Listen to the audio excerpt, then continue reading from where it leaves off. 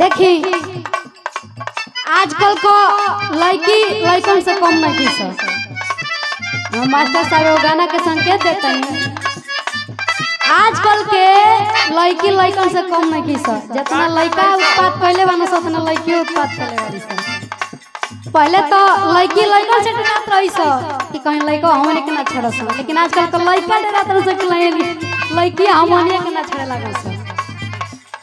लड़कियां कहत है लड़कवा के देख के का कहती है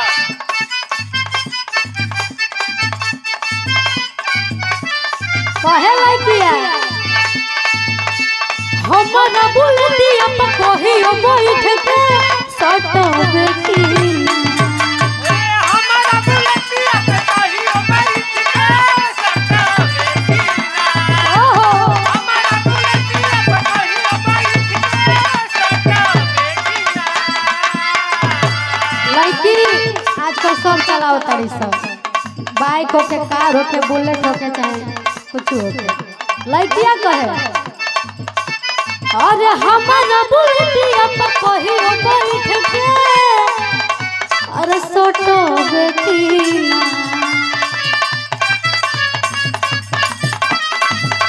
तो बोल बोल रे पत्थर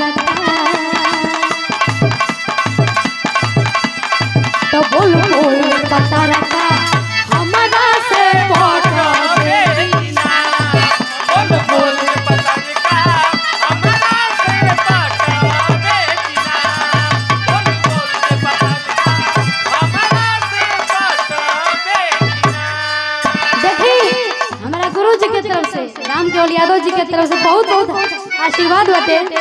भगवान से करो के रहुआ यही गाना गावत रही और यूट्यूबर भाई लोग के दिल पर राज करत रही, सबका दिल पर हमन के सिखावत है तब बहुत बढ़िया काम बाटे। हम कहने भैया हमरा बिरहा गावे के बा तो भैया कहने पूरा सहयोग है।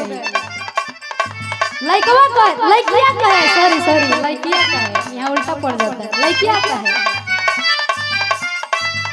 लड़किया भी उहे लाइन कहे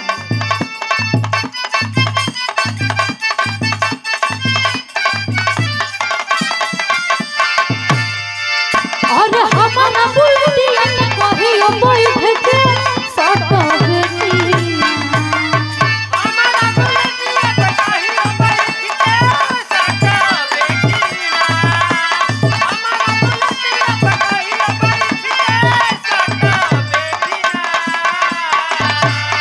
तो बोल बोल रे पत्थर का बोल बोल रे पत्थर का हमारा से पटबे की बोल बोल पता का हमारा से पटबे की बोल बोल पता का हमारा से पटबे की देखिए अगली कड़ी में लड़की का कहती है। अबे तो लड़की छड़त रही है लेकिन लड़को छड़ता है। लड़का कहता है हाँ लड़का कैसे कहे कि जब तू हंसेलू तो बगिया में फूल झरेला दिल के बतिया करे के तुझसे मन करेला जब तू हंसेलू तो बगिया में फूल झरेला जब तू हंसे लूटा बगिया में